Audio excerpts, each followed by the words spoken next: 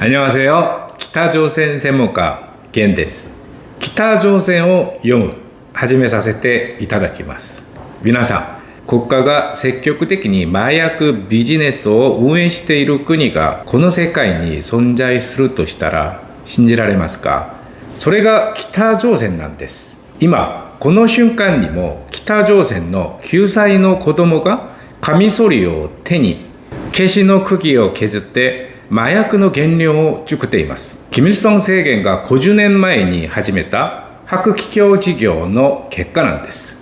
信じられないことに、北朝鮮住民の10人に3人が麻薬を経験したという事実があります。北朝鮮では、金正日なしでは生きられても、覚醒剤なしでは生きられないという言葉が出るほど麻薬が日常化しているんです。今日皆さんにお見せするのは北朝鮮内部の人々が命を懸けて証言した衝撃的な麻薬帝国の実態です。北朝鮮の麻薬ビジネスはいつから始まったのでしょうか。1970年半ば、北朝鮮経済が困窮すると、キム・イルソンは外貨獲得のための決定的な選択をしました。それが武器と麻薬の販売だったんです。キム・イルソンは人民たちにこう指示しました。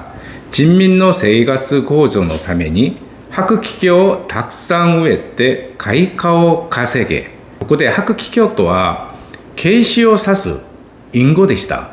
ケイシの花が3つの花びらで咲く様子から付けられた名前だったんですね。日本統治時代から環境道で非公式に栽培されていたケイシが1970年代から国家主導で大規模栽培されるようになったんです。北朝鮮は麻薬を売って資本主義国家を堕落させることができるというとんでもない考えまで持っていました。北朝鮮のケイシ栽培規模はどの程度なのでしょうか。命がけで撮影された実際の北朝鮮内部映像によると、龍泉地域のケイシ畑の規模は衝撃的です。なんとコスモス畑がケイシ畑に変わった事例まであったんです。もっと恐ろしいのは、子供たちがケイシ栽培に動員されているという事実です。環境北道農業幹部の証言によれば、農業生産の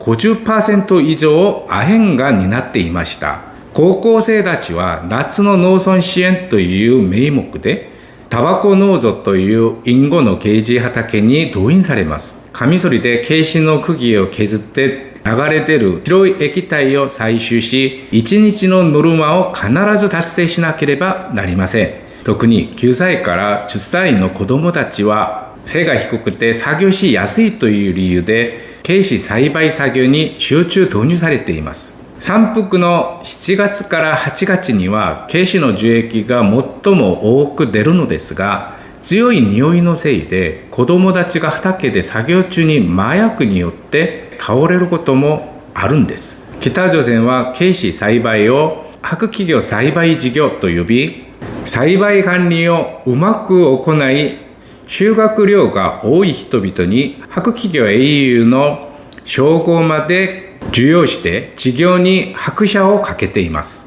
国際社会が有毒政治違反使用状を監視していた中で恐るべき事実が明らかになりました。衛星写真分析の結果、2001年に青い点線で表示されたケイシ栽培地域が2011年には赤い点線でなんと15倍も拡大していることが確認されました。有毒使用状近くという地理的特性上、使用状の学生たちと政治家たちまで全人力がケイシ栽培に動員されたものと推定されます。北朝鮮の麻薬事業が単純な内部問題ではないという証拠は海外各地で捉えられました。1976年、エジプトのカイロ空港で決定的な事件が発生しました。北朝鮮海溝岸が海溝岸特権を悪用して麻薬を密輸しようとして摘発されたのです。海溝岸バッグの中からマリファナと大麻を凝縮したハシシ 400kg が発見されました。これは北朝鮮が外交官を通じて国家レベルで麻薬を密輸していることを示す決定的な証拠でした。最初は他国で麻薬を買って仲介貿易をしていた北朝鮮が外交官特権を利用してブラックマネーを運搬し始めたんです。デンマークでは北朝鮮公館員たちが麻薬、酒、タバコ密輸容疑で全員追放され、メキシコでは北朝鮮外交官がコカイン 35kg を搬出しようとして摘発、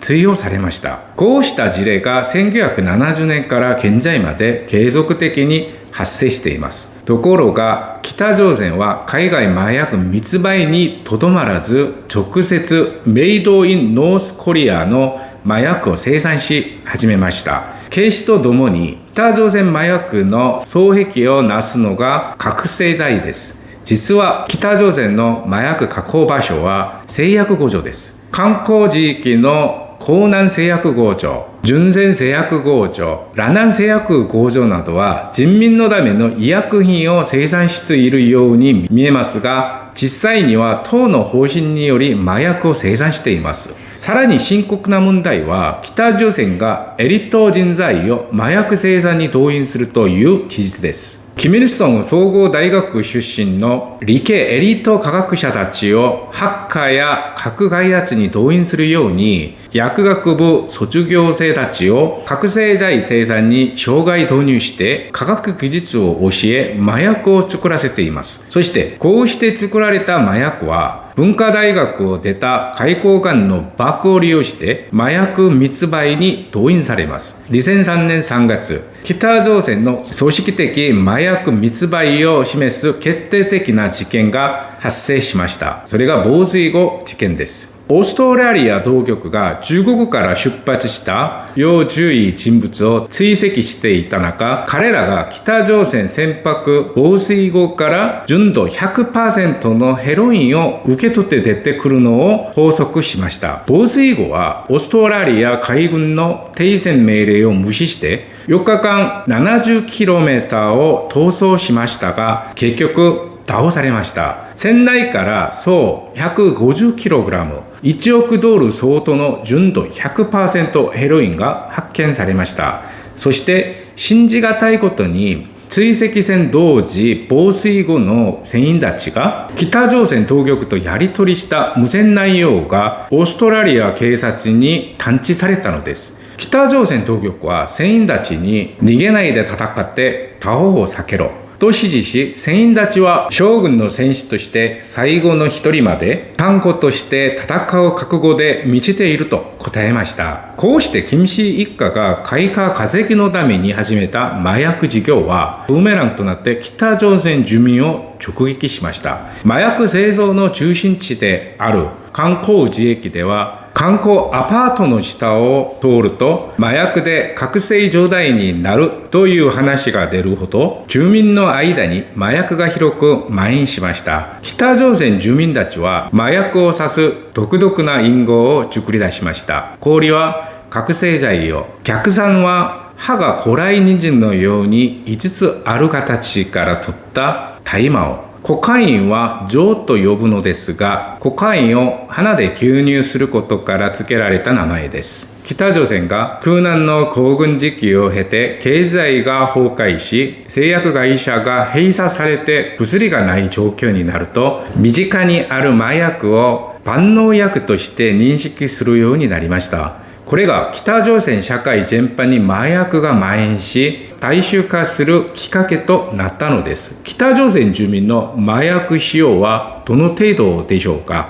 恐ろしいことに、北朝鮮住民たちは金正日なしでは生きられても、覚醒剤なしでは生きられないというほど、覚醒剤中毒が深刻です。政治犯収容所で自白を得るために拷問する際、安全部や保衛部要員たちも覚醒剤を服用して2、3日間続けて拷問します。国境警備隊員たちもアヘンを服用し、中国に密売までしており、長距離運転手たちは眠らずに運転するために覚醒剤を持参しています。医療システムが脆弱で病院に行っても鎮痛剤がないため、アヘンを服用して痛みを止める方法として使用しています。誕生日や良いことがあるとき、お祝い金の代わりに麻薬をプレゼントするほど需要が多いのです。祝日に麻薬がないとおもてなしで失礼だという話まで出ると言います。そのため、北朝鮮には覚醒剤を専門的に識別する鑑別士まで存在します。彼らは結晶体の形、燃やした時の色と匂いで純度と品質を決定し、販売まで兼ねています。こうして麻薬が広範囲に蔓延すると、人吸いに行くという新しい挨拶まで生まれました。これは食事の接待のように麻薬で接待することを意味し、最高のもてなしをみなされています。世界の亜鉛生産流通一極であるアフガニスタンの麻薬中毒率は3から 4% です。ところが、北朝鮮は住民の 30% が何らかの形で麻薬を経験するという報告があります。これは世界でも最も高い数値の一つです。キム・イルソンが始めた麻薬政策がブーメランとなって北朝鮮を直撃すると、2021年、北朝鮮は麻薬との戦争を宣言しました。最高人民会議で麻薬犯罪防止法を採択し、科学機関と研究員たちを麻薬取り締まりのターゲットとしました。麻薬犯罪の深刻さのために国境を守る軍人たちまで麻薬に手を出すと、北朝鮮は国境警備隊を撤収させ、20万人の特殊部隊を新たに配置しました。これは金正恩が麻薬問題について甚大な危機感を感じていることを示しています。しかし、北朝鮮保衛部要員の中にも麻薬をやる人々がおり、お互いに麻薬服用の有無を確認するほどです。北朝鮮は外では核問題、内では麻薬問題でうめいており、これを全世界に拡散させています。キム・イルソンがまいた麻薬の種が50年が経った今、北朝鮮住民と全世界を脅かす怪物に成長したのです。これがまさに北朝鮮麻薬帝国の衝撃的な実態なのです。今日のお話はここまでです。この動画が有益だと思われましたら、チャンネル登録と高評価ボタンをぜひ押してください。皆様の応援が次の動画制作の大きな励みになります。감사합니다。